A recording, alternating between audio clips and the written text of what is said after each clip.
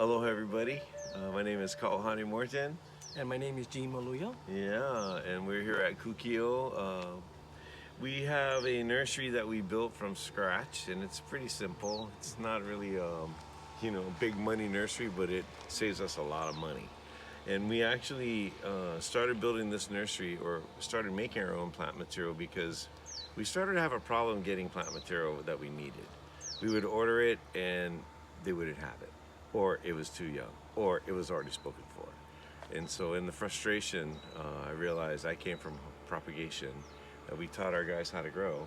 And sometimes a lot of our guys come out and we just sit down and jam out a lot of cuttings, but we propagate like material that we use here in our landscape, and it's made a world of difference, because we can control the age, we can control the fertilization, we can keep the frogs out, and we know what we have.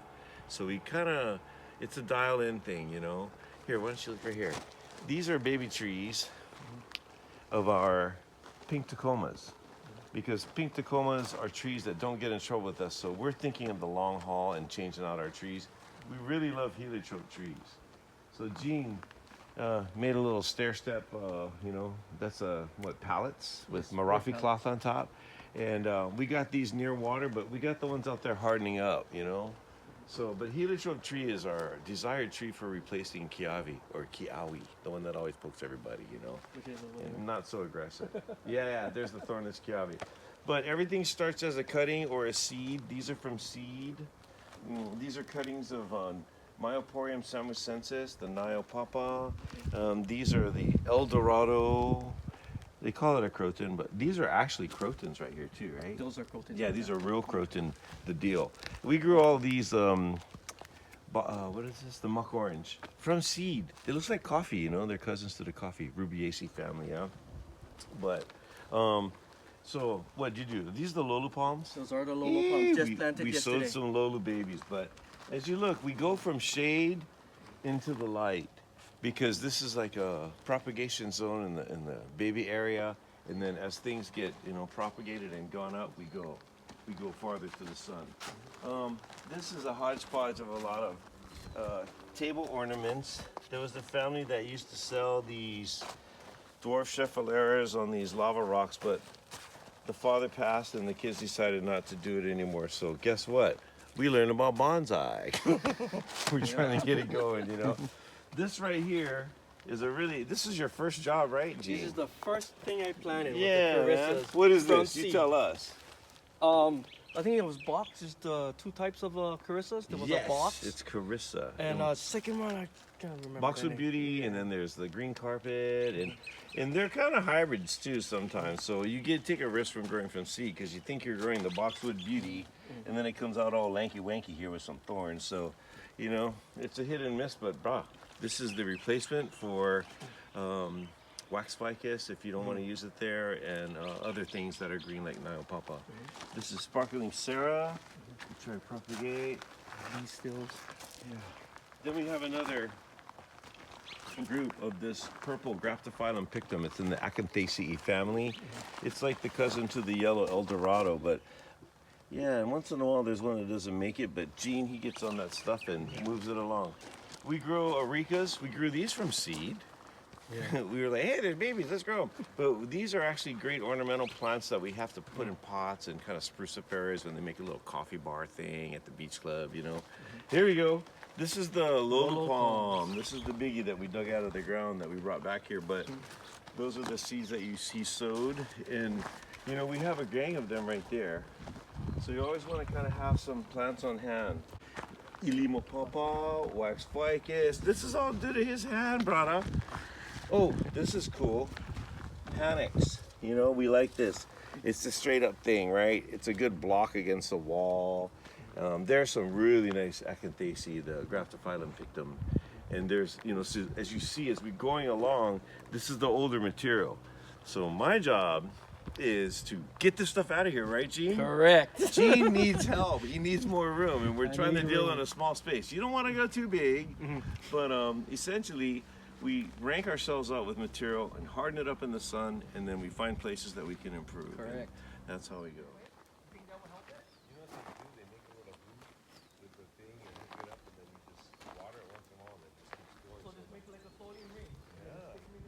Do you have your little fertilizer thing? Yes, I do. I want Gene to Matter show of you his fact- fertilizer thing. Because, you know, we have to have innovative minds and figure out how we're going to do this, right? Oh, wow. Look at all these. I never Okay, saw I'll these. sit. Oh, look at this. Yeah, I opened these up. I was weeding them and I'm circulating them, trying to make sure it's not ground rooted. Yeah, yeah, yeah. So I was ready to fertilize and invented the Gene 3000. It's an easy refill. You get your fertilizer. And all you do is fit it to the top part.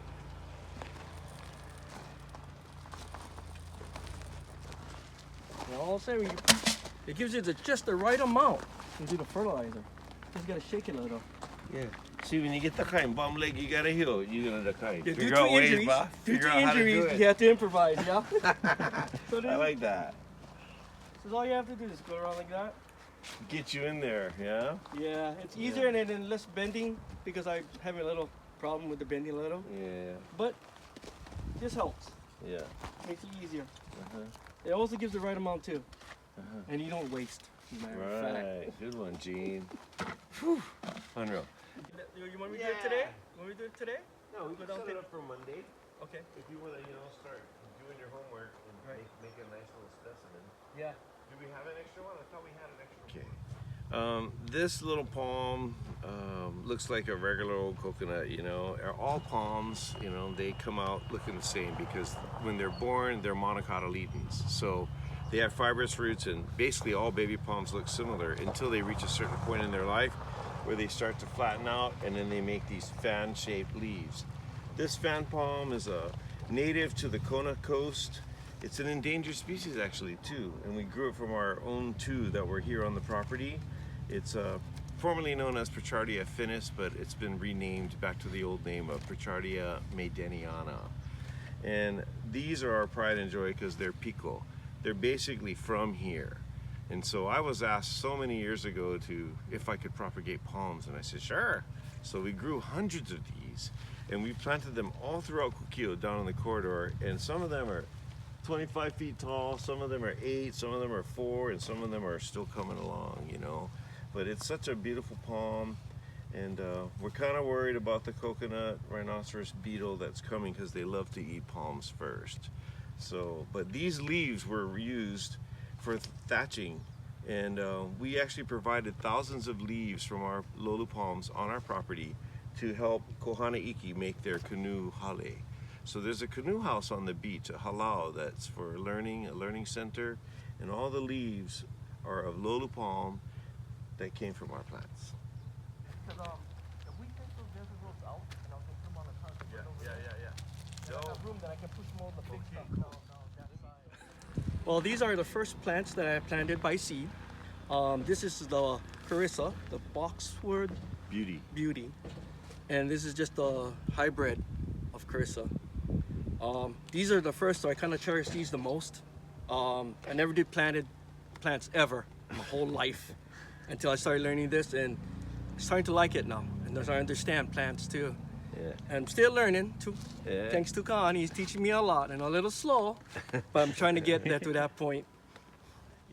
This plant is a very beautiful plant to use, being that we had a problem in Hawaii where there was a thrip that came in and started to affect all of the myoporium varieties. And one of the other green ground covers besides wax ficus was Myoporium samacensis, which is the prostrate form of the false sandalwood. And everybody used it until the thrips ate them up, and they had curl, galls. It was a galling thrip, and basically everybody just abandoned the wax ficus or that one, and we had to find something else that would work. And so boxwood beauty is pretty bulletproof. It doesn't get bugs on it at all.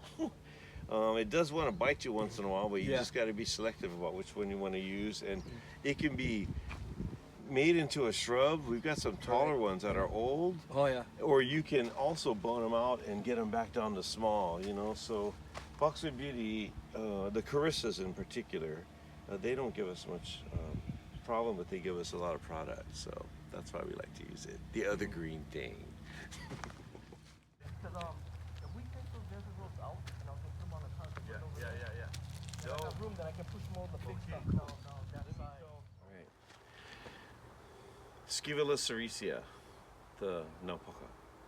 everybody knows this. You know, we use it for diving, snorkels, and a lot of landscape here in Hawaii.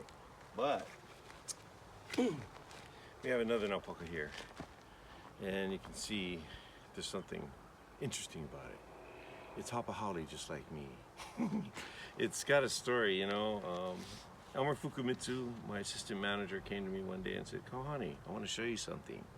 And I was looking at a massive green alpaca, and one branch was popping out, and it looked like that. And so we took that cutting, and we rooted it up, and we planted it in the grounds, and then we had a stock plant. Once the stock plant had about 50 heads, we cut it all back, but we didn't kill it. We just cut it back, propagated, and we grew it again, and we put it in the grounds, and to our amazement, we found that this naupaka, it actually stays low and grows slow. I think maybe because it has less chlorophyll, it doesn't have to produce as much food, so it's going to be a little stunted, but at the same time, it's a thick, furry kind of bottom leaf, which seems coastal to me.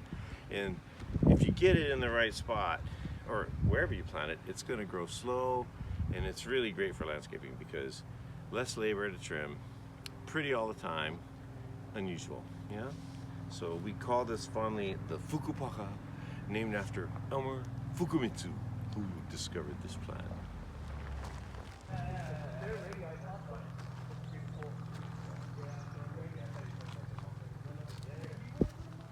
And all right, we're at the Beach Club at Kukio right now, and behind me is a stand of Pichardia maydeniana that we grew from seed about 24 years ago.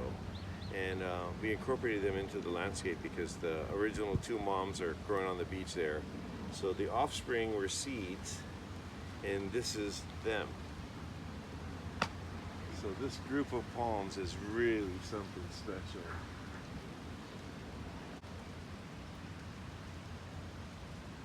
Right in the action. There's even a football stuck in that one up there. We'll have to get that later.